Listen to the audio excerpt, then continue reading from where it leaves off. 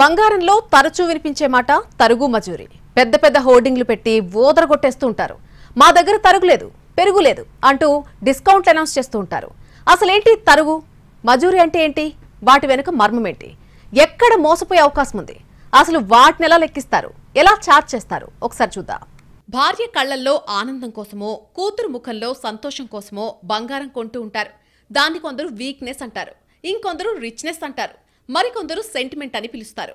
పేరు ఏదైనా సరే బంగారం విషయంలో చాలా మందికి చాలా టెక్నికల్ విషయాలు తెలియవు. డిస్కౌంట్ అడుగుతాం తప్పించి దాని వెనుక వాళ్ల కౌంట్ గురించి ఆలోచించాం. అంత టైం కూడా ఉండదు. పైగా వాళ్ళిచ్చే గిఫ్టుల మీద ఉన్న ధ్యాస వాళ్ళు చేసే థెఫ్ట్ మీద మనకుండదు. ఇక్కడే అసలు భాగవతం తెలుసుకోవాల్సిన అవసరం ఉంది. ఇందాక మనం క్యారెట్లు, ప్యూరిటీల గురించి తెలుసుకున్నాం కదా. అవే కాకుండా తరుగు, మజూరీ పదాలను కూడా తరచూ వింటుంటాం. ఇంతకీ ఏంటవి? ఇందుకు వాటి మీద షాపులు ఒక రేంజ్లో బాదుతాయి. ఒకవేళ డిస్కౌంట్ వగైరా ఇస్తే వాటినే ప్రముఖంగా ఎందుకు మెన్షన్ చేస్తాయి? ఫర్ ఎగ్జాంపుల్, మనం ప్యాంట్ షర్ట్ కుట్టండని టైలర్కు ఒక 5 మీటర్ల బట్టిచ్చామనుకుందాం. ఆ దర్జీ ఏం చేస్తాడు? ముందుగా కొలతలు, డిజైన్లు తీసుకుంటాడు. ఆ తర్వాత ఆ పీస్ని కట్ చేస్తాడు. ఆ తర్వాత కోరుకున్న స్టైల్లో కుడతాడు. ఇక్కడ తరుగు కటింగ్ అనుకుంటే, మజూరీ ఏమో స్టిచ్చింగ్ ఛార్జీలు.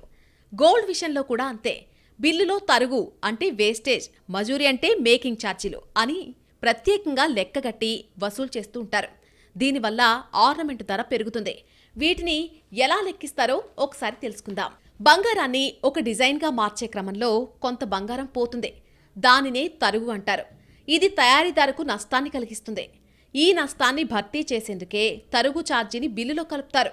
ఇది సాధారణంగా 5% నుంచి 14% వరకు ఉండే అవకాశం ఉంటుంది. ఈ తరుగు డిజైన్ను బట్టి ఉంటుంది. అంటే చివరాఖరికి 10 గ్రాముల రింగుకు 11 గ్రాముల రేటు చెల్లించాల్సి వస్తుంది. ఇక మజూరీ అంటే మేకింగ్ ఛార్జీలు. సాధారణంగా ఆభరణం డిజైన్ చేసినప్పుడు మేకర్స్ వసూలు చేసే ఛార్జీనే మజూరీ అంటారు. దీనిని 8 నుంచి 25% వరకు వసూలు చేస్తూ ఉంటారు. మజూరీ అనేది డిజైన్ను బట్టి ఉంటుంది. కొన్నిసార్లు డిజైనర్ జ్యువెలరీపై 30% నుంచి 35% వరకు మజూరీ వసూలు చేసే అవకాశం ఉంటుంది. సరే, చేసినందుకు కూలీ ఇవ్వాలి కదా, ధర్మమే అనుకుందాం. కానీ వాళ్ళేం చేస్తారు? మన అజ్ఞానాన్ని క్యాష్ చేసుకుంటారు. డిజైన్ వరకు ఓకే, కానీ అందులో కలిపే అలాయిస్ పర్సంటేజీ మారిపోతుంది. బంగారం తక్కువ, కల్తీ ఎక్కువ. ముద్ర మాత్రం 22 క్యారెట్లు కనిపిస్తుంది. ఇదే మాట విజయవాడకు చెందిన ఒక బంగారు వర్తకుడు చెబుతున్నారు. వేస్టేజ్ అనేది కంపల్సరీగా ఉంది. వేస్టేజ్ అనేది ఏంటంటే వాళ్ళ స్కిల్ డెవలపింగ్. అంటే వాళ్ళు ఇప్పుడు ఒక దర్జీకి మనం బట్టలు కుట్టడానికి ఇస్తే మనం మెటీరియల్ తీసుకుని ఇస్తాం, ప్యాంట్ షర్టు బిట్లు. అతను కట్ చేసి అతని స్కిల్ చూపించి మజూరీ జతకి 800, 1000 రూపాయలు ఒక్కొక్క షాప్ని బట్టి తీసుకుంటాడు. అలాగే దీంట్లో కూడా ఒక చేంజ్ చేయాలంటే మనం రా మెటీరియల్ ఇస్తే అతను చేంజ్ చేసి ఇస్తే అతనికి ఏంటి ఉపయోగం చెప్పండి. ఆ ఉపయోగం అనే దాన్ని తరుగు కిందగా ఇంత కావాలి నాకు. ఇదివరకు ఏంటంటే ఇంత కావాలని చెప్పకుండా దాంట్లో వెండి, రాగి ఎక్కువ శాతం కలిపేసి 22 సిటీ అని ఒక ముద్ర మాత్రం వేస్తాడు. అది 22 సిటీ ఉండేది కాదు. మేకింగ్ ఛార్జీల విషయంలో కార్పొరేట్ షాపులకు, లోకల్ మార్కెట్లకు చాలా వ్యత్యాసం ఉంది. వాల్యూ యాడెడ్ ఇక్కడ పెద్ద మీమాంస. అది గ్రామీణ ప్రాంత జనానికి పెద్దగా అర్థం కాదు. బేసిక్గా పబ్లిక్ గోల్డ్ రేట్ ఒక్కటే బేరీజ్ వేసుకుంటారు. అదొక్కటే కాకుండా వాల్యూ యాడెడ్ కూడా చూడాలని, పాత షాపులో ఎంత, సిటీలో ఎంత అనేది లెక్కలేసుకుంటే కొంత నష్టపోయే ఆస్కారం తక్కువ. పెద్ద పెద్ద మహల్స్ లోపల కొనుక్కునే విషయానికి వస్తే, ఇక్కడ మార్కెట్ లోపల లోకల్ మార్కెట్లో కొనుక్కుంటే వ్యత్యాసం అనేది ప్రజలు నిర్ణయించుకోవాలి. ఒక 10 గ్రాములు అంటే బంగారం ధర ఒక్కటే చూడకుండా దాంట్లో ఉండే తరుగెంత, మిగతా వాల్యూ యాడెడ్ ఛార్జెస్ కలిపితే ఒక తులంకు ఇక్కడ నార్మల్ మన పాత షాపులలో ఎంత పడుతుంది, అదే 10 గ్రాముల నగ మొత్తం కలిపితే ఎంత పడుతుంది, అట్లా క్యాలిక్యులేట్ చేసుకుంటే సామాన్య ప్రజలకు చాలా క్లారిటీ ఉంటుంది. సరే, ఈ క్లారిటీ సంగతి పక్కన పెడితే ఇక్కడ ఇంకొక లాజిక్ మిస్ అవుతున్నారు జనాలు.